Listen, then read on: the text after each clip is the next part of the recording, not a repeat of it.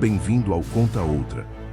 Aqui, a gente não promete verdades, só boas histórias. Era uma quinta-feira à noite, quando 47 mil pessoas assistiram Isabela Mota desaparecer.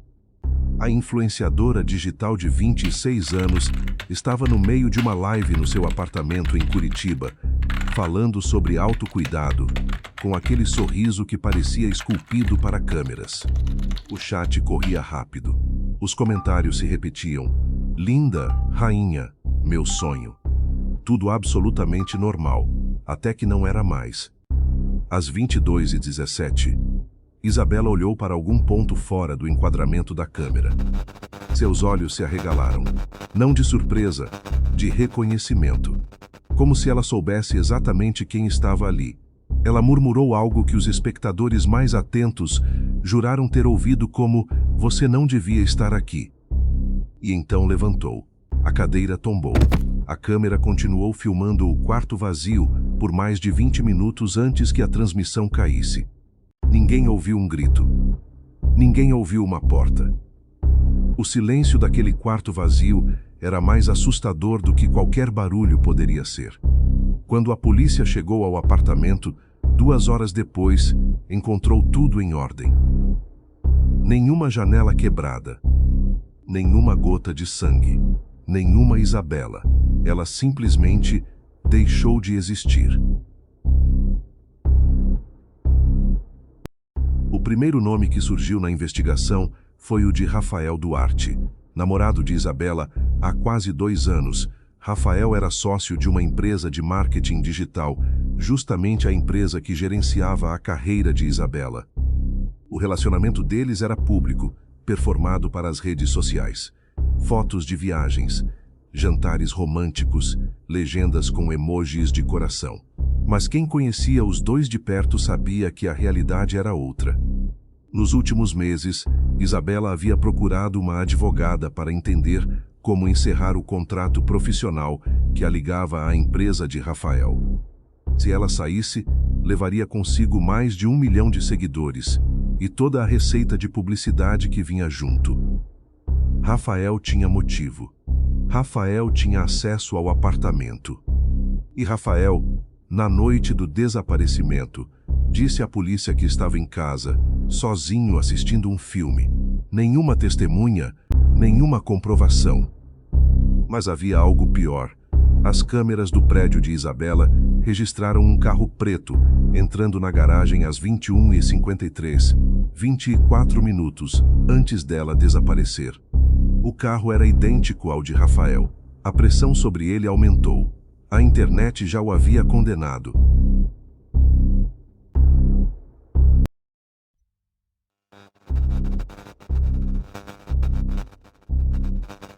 Nos dias seguintes, as evidências contra Rafael foram se empilhando como peças de um quebra-cabeça sombrio. Os investigadores descobriram que ele havia pesquisado, 2 semanas antes do desaparecimento, termos como desativar rastreamento de celular e locais sem cobertura de câmera em Curitiba. O histórico de navegação estava parcialmente apagado, mas a perícia digital conseguiu recuperar fragmentos suficientes para levantar suspeitas graves. Além disso, uma ex-funcionária da empresa revelou à polícia que Rafael havia tido uma discussão violenta com Isabela no escritório, apenas 5 dias antes da live. Segundo ela, Rafael gritou algo como: "Se você sair, eu acabo com tudo". A funcionária disse que Isabela saiu chorando e não voltou ao escritório depois disso. Para piorar, o celular de Isabela foi encontrado em um terreno baldio a 12 quilômetros do apartamento. Estava destruído, a tela estilhaçada, o chip arrancado. Mas o detalhe mais perturbador veio depois. Mesmo com o aparelho completamente inutilizado, o namorado de Isabela começou a receber mensagens do número dela. Mensagens curtas, misteriosas. A primeira dizia apenas: "Você sabe o que fez".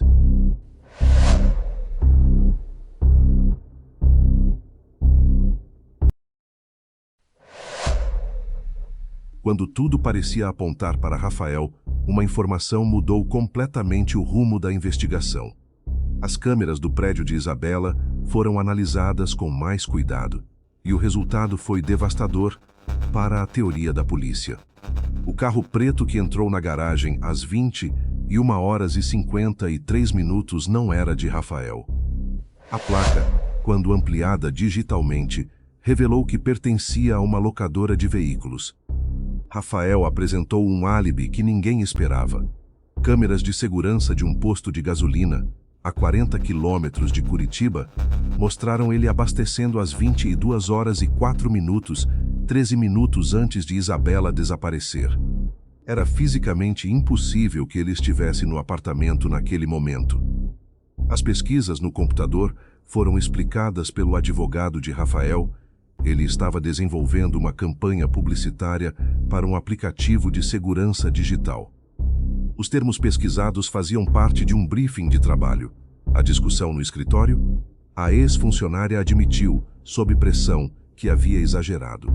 Rafael e Isabela discutiram sim, mas sobre prazos de entrega, não ameaças. O castelo de acusações desmoronou em menos de 48 horas. E a pergunta voltou ao centro. Se não foi Rafael, quem foi?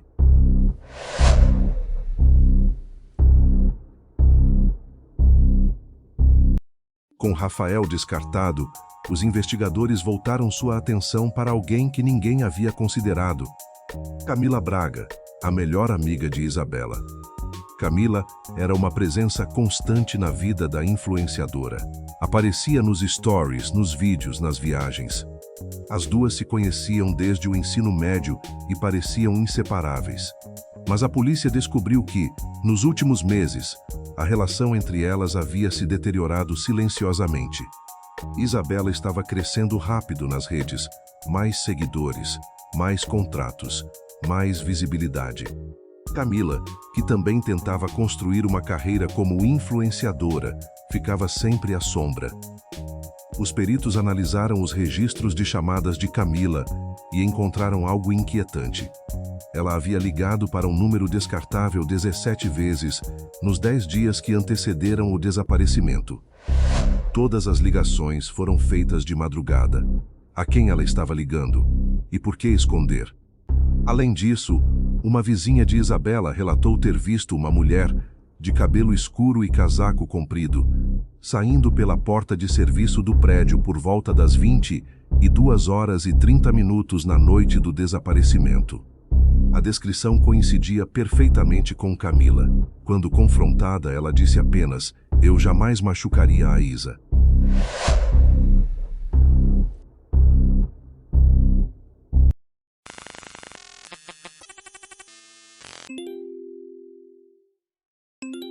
A investigação entrou em um território onde cada nova pista gerava duas novas contradições. As mensagens enviadas do celular de Isabela continuavam chegando ao telefone de Rafael e agora também ao de Camila. Uma delas dizia: "Eu confiei em vocês, os dois." Os peritos confirmaram que as mensagens eram enviadas por um sistema de agendamento remoto, programado semanas antes do desaparecimento. Isso significava que Isabela sabia o que ia acontecer. Ou alguém havia hackeado o celular dela antes de destruí-lo? Enquanto isso, surgiu um terceiro nome na investigação: Diego Farias, o cinegrafista freelancer que editava os vídeos de Isabela. Diego era discreto, quase invisível. Mas uma análise nas redes sociais dele revelou que ele tinha um perfil anônimo com centenas de fotos de Isabela, fotos que ela nunca publicou. Fotos tiradas de ângulos que sugeriam vigilância. Quando a polícia foi até o apartamento de Diego, ele não estava. Havia saído da cidade 2 dias após o desaparecimento, sem avisar ninguém. Nenhum bilhete, nenhuma explicação. 3 suspeitos. 3 histórias que não se conectavam. E Isabela, em algum lugar, continuava mandando mensagens de um celular destruído.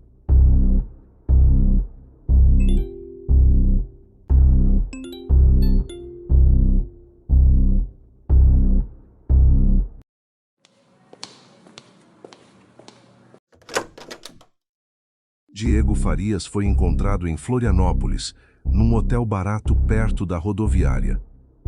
Quando os policiais entraram no quarto, encontraram algo que ninguém esperava: anotações.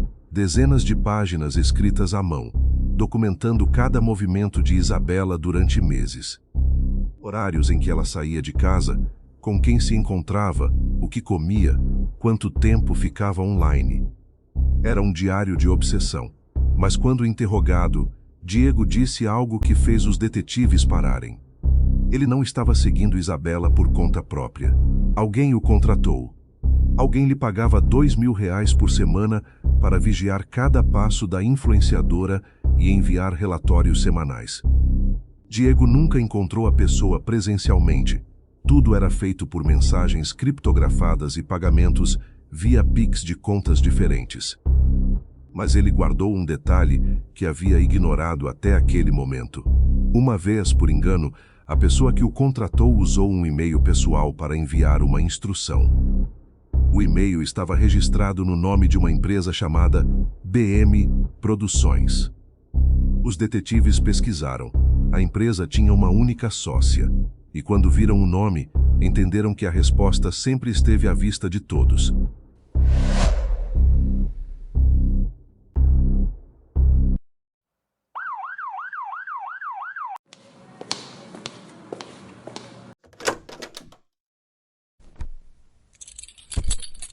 BM Produções. B de Braga. M de Mota.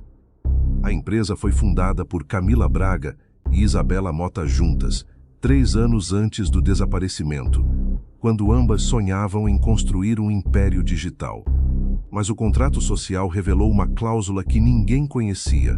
Em caso de impossibilidade permanente de uma das sócias, todos os direitos de imagem, conteúdo e receita seriam automaticamente transferidos para a outra. Camila não havia matado Isabela.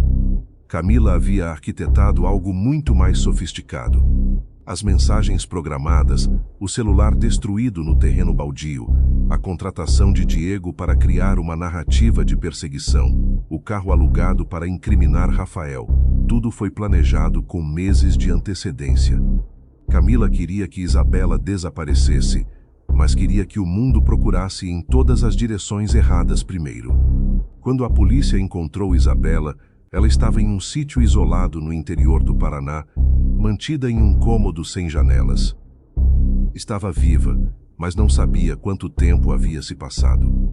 Camila foi presa naquela mesma noite, com o rosto sereno de quem sempre soube como a história terminaria.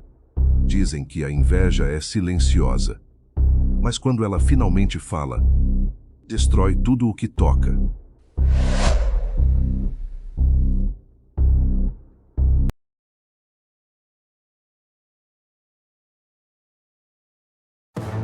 Bem-vindo ao Conta Outra.